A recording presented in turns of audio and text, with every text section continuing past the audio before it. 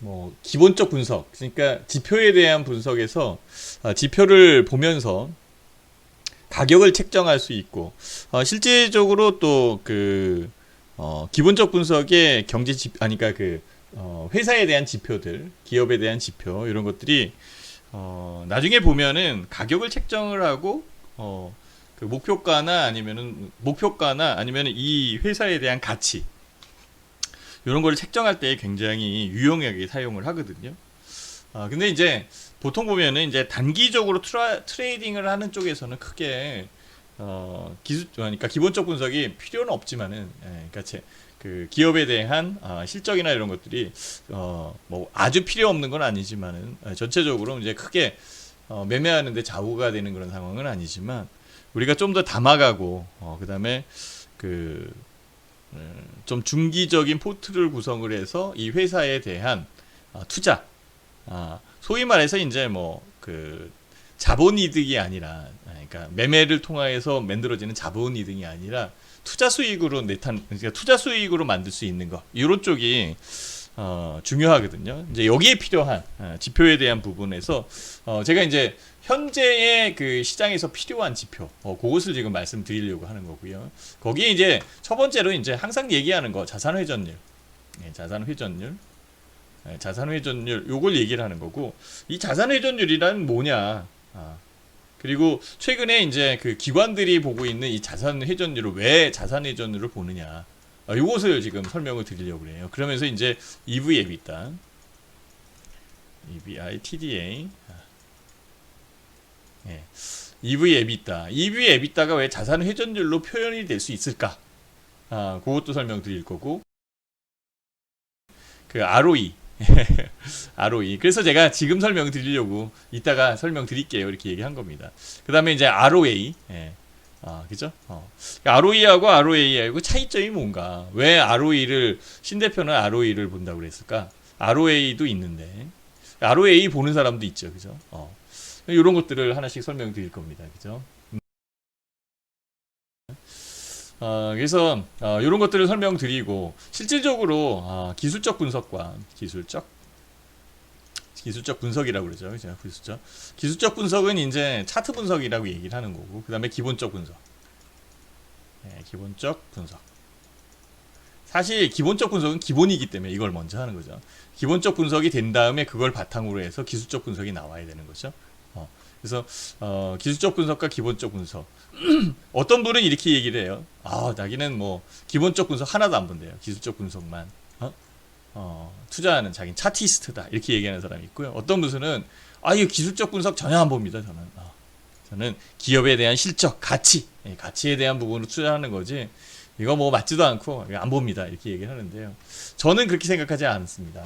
기술적 분석과 기본적 분석 둘 다 봐야 돼요. 실질적으로 둘 다 봐야 되고, 어느 게 중요하냐라고 한다면 둘 다 똑같이 중요해요. 그렇지만은 기본적 분석과 기술적 분석의 차이는 분명히 있어요. 그래서 여러분들이 요거를 좀 알고 투자를 하는 게 훨씬 더 좋을 것 같아요. 사실 뭐 기본적 분석이 제일 우선이니까, 기본적 분석. 그 다음에 이제 비교를 해보자. 기술적 분석.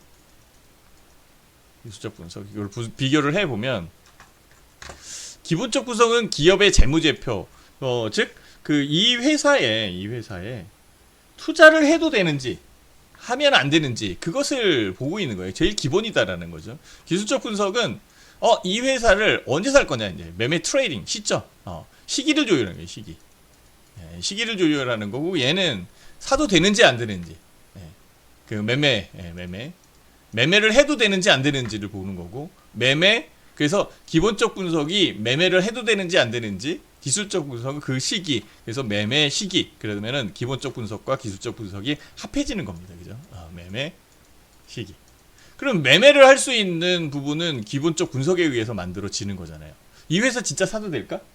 이 회사를 사야 될 이유가 뭐지? 뭐 이런 것들에 대한 부분이에요. 근데 저는 이 생각을 많이 하는 거죠. 주식 투자를 하다 보면 어떤 생각이 드냐면, 이 회사가 뭐 내일 모레 부도 나면 어떡하지? 그죠? 부도 나면 완전히 끝이잖아요. 휴지 조각 되는데. 실제적으로 부도나는 경우를 당해본 적도 있습니다. 저는 매매를 하다 보면 최근에는 부도나는 종목이 없어서 그런데요. 이전에는 종종 부도나는 기업들이 있었어요. 상장 폐지되는 종목들도 간혹 있었고요. 근데 거기에 걸려보면 기본적 분석이 왜 중요한지를 알아요. 근데 상장 폐지에 대한 부분이 매매 즉 매매를 해도 되는지 안 해도 되는지 이것을 판단하는 그 기준에도 있지만은 실제 또 따져보면은요. 진짜 의외의 그 상황에서 폐지가 되는 경우도 있어요. 진짜 지금 뭐 티슈진 같은 경우에는 상장 실질 검사 이런 뭐 실질 그 조사를 하고 있는 그런 상황이잖아요. 뭐 이런 것처럼 아니면은 진짜 기업이 가만히 진짜 잘 운영하던 기업이 날벼락이 떨어지는 거예요. 대주주가 뭐 횡령을 하거나 뭐 이런 식으로. 그러면은 상장 폐지가 될 수 있잖아요. 부도가 날 수 있죠, 그죠? 그러면 진짜 이거는 빼도 박도 못 하거든요. 근데 문제는 뭐냐면 상장 폐지되는 요건에서 대주주에 대한 횡령 아니면 기업에 대한 횡령 아니면은 뭐 기술에 대한 뭐 이런 것들 뭐 그 잘못된 부분들 이것은 투자자들이 알 수 없는 상황이죠, 그죠? 이런 쪽 빼놓고 진짜 회사에 대한 기본적인 가치에 대한 부분에 의해서 만들어지는 그 불가항력적인 부도에 관련돼서는 뭐 어쩔 수 없다 치더라도 최소한 이거는 막아야 되지 않겠느냐라는 거죠. 그래서 매매에 대한 부분의 기본적 분석은 실제 이 회사를 사도 되는지 안 사야 되는지를 판단해주는 그 부분만큼만 보면 돼요. 솔직히 그 부분만큼만 보면 돼요. 기술적 분석은 지금 이 종목을 사야 될 시기가 맞느냐 이것만 보면 되는 거죠. 그래서 여기에 전복되면 제일 부합되는 게 제일 부합되는 부분이 투자에서 그러니까 굉장히 빠른 판단을 할 수 있다라고 이렇게 얘기를 할 수 있겠죠. 그래서 기본적 분석은 실제 부도의 유무 요거다라고 얘기하고 기술적 분석은 그때 맞게 패션이다라고 저는 설명을 해봅니다. 그래서 기본적 분석에서는 부도가 나지 않는 그런 상황을 간주를 해서 봐야 되는 그런 상황이니까 매출액 그쵸? 매출액 제일 중요하죠. 매출액 그 다음에 이익, 영업이익, 순이익 이런 것들을 봐야 되는 거죠. 그래서 좀 더 디테일하게 들어가면 이익이 얼마만큼 차지를 하느냐 매출에 아니면은 자기 자본에서 내가 투여한 자본에서 이익이 얼마 정도의 비율로서 나오느냐 그게 이제 ROE죠, 그죠? 이런 것들을 보는 거예요. 그러니까 ROE가 높으면은 투여된 자본에서 수익이 더 많이 나오는 거니까 두 개 A 기업과 B 기업을 그 비교를 했을 때에 투여된 자본에 의해서 수익이 더 많이 나오면 당연히 A 기업이 주가가 더 높아야 되는 거죠, 그죠? 이런 것을 판단할 수 있는 그 기준을 세워주는 게 기본적 분석이죠. 그래서 그걸 봐야 되는 거고 기술적 분석은 언제 살 거냐. 그래서 이 부분에서 뭐가 형성됐느냐, 이 추세죠, 그죠? 추세.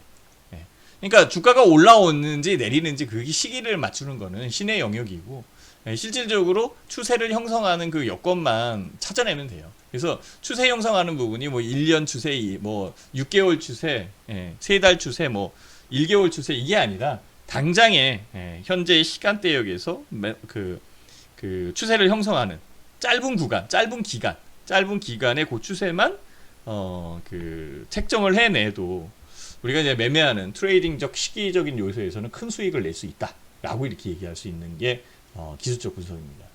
자, 오늘은 뭐 기술적 분석에서는 그래서 저희가 제일 먼저 얘기를 했던 게 이제 240 라인.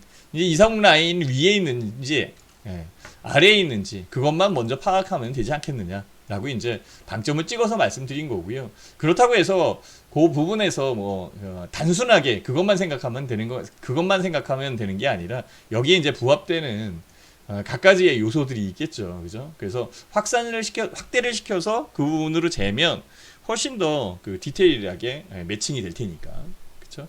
그리고 이제 기술적 분석 같은 기본적 분석 같은 경우에는 부도의 유무, 진짜 이 회사 괜찮은지 아닌지 이것만 보면 되는 그런 상황일 겁니다. 자, 그래서 오늘은 특히 이제 기본적 분석에서 자산 회전율 그리고 EV EBITDA 아까도 얘기했지만 ROE와 ROA의 차이 요 부분 보면 되는 그런 상황이고요. 조금 전에 말씀드렸듯이 ROE 같은 경우에는 자기 자본 이익률이라고 제가 말씀드렸잖아요. 그래서 내가 투여한 자본, 내 자본에 대한 기간 이익률이에요. 그래서 ROE가 높으면 높을수록 내가 1,000만 원 투자했는데 1,000만 원 투자한 부분에서 얼마 정도 수익이 나올 것이다 라는 것을 책정해낼 수 있는 게 ROE고, ROA도 마찬가지입니다. ROA도 얘는 총 자산에 대한 수익률을 얘기하는 거거든요. ROA는. 그러니까 이건 자기 자본 이익률이고 이건 총 자산에 대한 수익률이잖아요. 그죠? 거의 같은 개념이에요. 자산을 투여해서 이익률이 얼마만큼 나오느냐 이걸 계산을 하는 거잖아요. 그죠? 근데 사용하는 처가 달라요. 처가. 요거는 일반 기업에 작용을 하는 경우가 많이 있고 쓰는 경우가 많이 있고, ROA 같은 경우에 요거는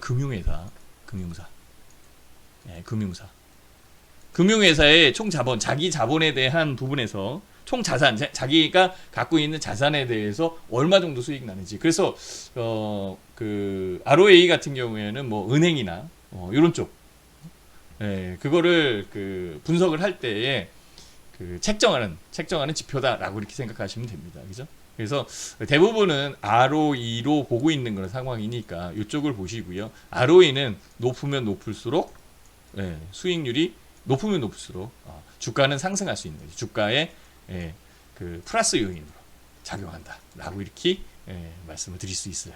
그렇죠? 이제 확실하게 구분을 했죠. ROE, ROA. 그러면 인디F에 대한 기본적으로 봐야 될 것들이 다 나와 있는 그런 상황이고, 여기에 보면은 기업의 개요, 재무제표, 재무비율, 투자지표, 컨센서스 이런 것까지 다 지금 나오거든요. 거기에 금감원 공식까지 다 볼 수 있는 그런 상황이고요. 이거를 보고서 그 판단을 하고 매매하기는 힘들어요. 그러니까 자, 인디F가 일단 기본적 분석에서 제가 말씀드렸죠. 인디F가 계속적 기업으로 이상이 있는지 없는지 그것만 보면 되는 거죠.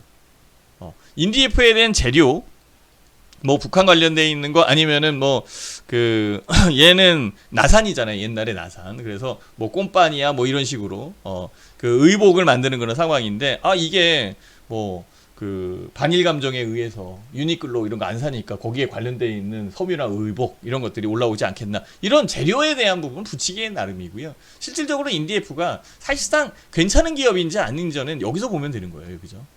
그러니까 매출액이 늘어나고 있는지 안 늘어나고 있는지 이거 보면 당연히 금방 느낄 수 있거든요. 매출액이 보이잖아요. 그죠? 매출액은 그만해요. 뭐 여기서 요거 줄었다고 해서 크게 바뀐 건 없죠. 그죠? 그쵸?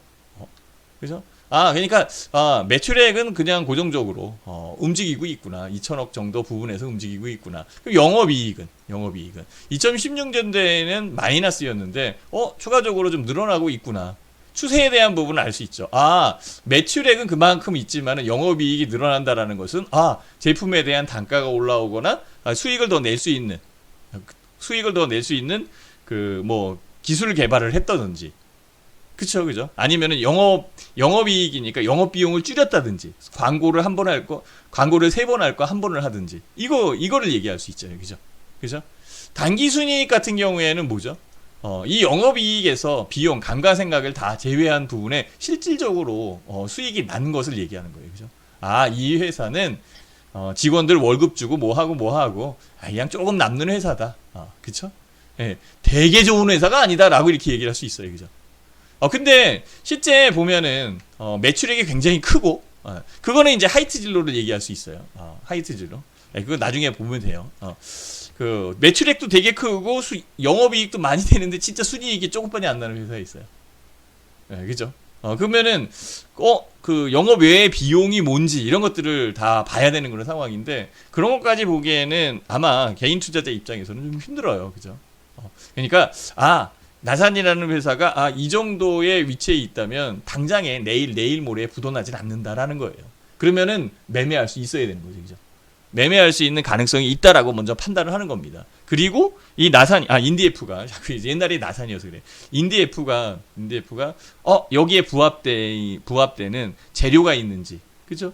이슈가 있는 건지, 그래서 그 재료에 의해서 수급이 몰리는지, 심리는 어떻게 되는지, 그건 그 이외의 부분이에요. 그래서 매매에 대한 시점은 지금 21선에서 지지받고 바로 튀어 올라올 수 있는지, 이 부분만 보면 되는 거였거든요. 그거는 이제 매매에 대한 시점을 보니까 기술적 분석으로 넘어가야 되는 거고, 인디F에 대한 기본적 분석은 그냥 그만하는 회사예요. 딱히 무슨 재료가 있지 않는 이상은 이 회사를 건들 만한 가치가 있진 않아요. 이거보다 훨씬 더 좋은 회사는 많으니까. 이제 이해가 되겠죠, 그죠? 이해가 되죠? 부채 비율 같은 경우에는 당연히 부채에 대한 비율이니까 이게 낮으면 낮을수록 좋은 거고, 그죠? 요런 쪽, 뭐 지배주주 이런 건 나중에 보더라도 유보율 같은 경우에는 이 회사의 사내에 돈이 유보되어 있는 거예요. 이 유보율에 대한 부분으로 투자에 대한 재원으로 쓸 수 있겠죠, 재원. 그죠? 공장을 증설하거나 뭐 이런 식으로. 그렇지만 대주주도 사람인 이상, 그리고 뭐 회사를 현대자동차 아니면 삼성전자 뭐 이런 식으로 인류로 되게 크게 키워야겠다, 이런 취지의 상황이 아니고 그냥 기업을 충실하게 만들고 회사 직원들 잘 관여하고 그다음에 직원들 잘 살게. 그래서 요 부분으로 만족해야 된다라고 할 때는 실질적으로 배당이나 무상증자나 이게 주주 재고 가치에 대해서 생각하는 사람들도 굉장히 많이 있습니다. 아니면 자기 거를 띄워서 직원들한테 무상으로 주기도 하고 그러거든요. 좋은 대주주들이 굉장히 많이 있거든요. 그런 것들은 다 유보율 여기에서 나오는 그런 상황이에요. 그렇죠? 여기 보면 ROA 있죠, 그죠? ROE 있죠. 이거 설명을 드렸어요. EPS 있고 BPS 있죠, 그죠? 그렇죠? EPS와 BPS, 이거는 자산에 관련된 부분이고 이거는 주당 순이익에 관련된 있는 부분이에요. 그래서 EPS와 BPS, 당연히 이제 높으면 높을수록 좋은 그런 상황이겠죠, 그죠? 그렇죠? 그래서 그 부분 보시면 되는 거고, 여기에 이제 PER, PBR, 여기 나오는 그런 상황이고, 그 다음에 발행 주식수, 그 다음에 배당 수익률 뭐 이런 것 나오는데, 이거 뭐 실질적으로 유보율이 뭐 있어야 뭐 배당을 해주지, 그죠? 아니면은 단기 순이익이나 수익이익이 많이 나올 수 있는 그런 부분이어야 배당을 할 수 있을 거 아니에요, 그죠? 그러니까 이런 데이터나 이런 것들은 적은 거죠, 그죠? 무슨 말인지 아셨죠? 여기에서 우리가 많이 보는 것, 이 부분에서 많이 보는 것, 그것만 우리는 좀 집중적으로 보자. 실질적으로 저는요, 지금 최근에는 매출액을 많이 봅니다. 단기 순이익보다는 그냥 영업이익률을 보는 거고. 그죠? 영업이익률보다는 매출액을 훨씬 더 많이 봐요. 영업이익률은 더 줄 수도 있는 그런 상황이 만들어지기 때문에 그렇죠. 그리고 요 밑에서 보면 많은 사람들이 자주 보는 PBR, PER, 그죠? 그 다음에 이제 ROE를 보는 게 맞는 거고, 그 다음에 EPS 정도 보는 거죠. 그러니까 요 정도만 봐주고, 그 다음에 이제 유보율이나 부채 비율 이것들을 참조를 해주면 되는 그런 상황이에요. 그래서 요게 합당하다라고 한다면 이 회사는 지금 현재 부도 위험이 없는 그런 상황이고, 만약에 영업이익이 증가하고 있는 그런 상황이다라고 한다면 매출액이 증가할 거고, 매출액이 증가하지 않는 상황에서도 영업이익이 늘 수 있거든요. 그럼 비용적인 부분을 줄이거나 아니면 단가를 올려서 수익을 더 늘릴 수 있는 부분을 만들어내는 이익이 더 늘어날 수 있는 그 구조를 만드는 거니까, 그거는 뭐 여기에서 나오는 요약 재무제표, 그러니까 뭐 재무제표 있죠. 재무제표는 재무 비율로 들어가서 보면 되는 그런 상황이고요. 요 정도만 딱 보고 판단을 할 수 있으면 됩니다. 그리고 이제 재료만 붙이면 되거든요. 그렇죠? 근데 여기에 제가 얘기하고 싶은 거는 요 위에 있는 개수 EV, EBITDA를 얘기하는 거예요. EV, EBITDA. 그렇죠? 이제 눈에 보이죠?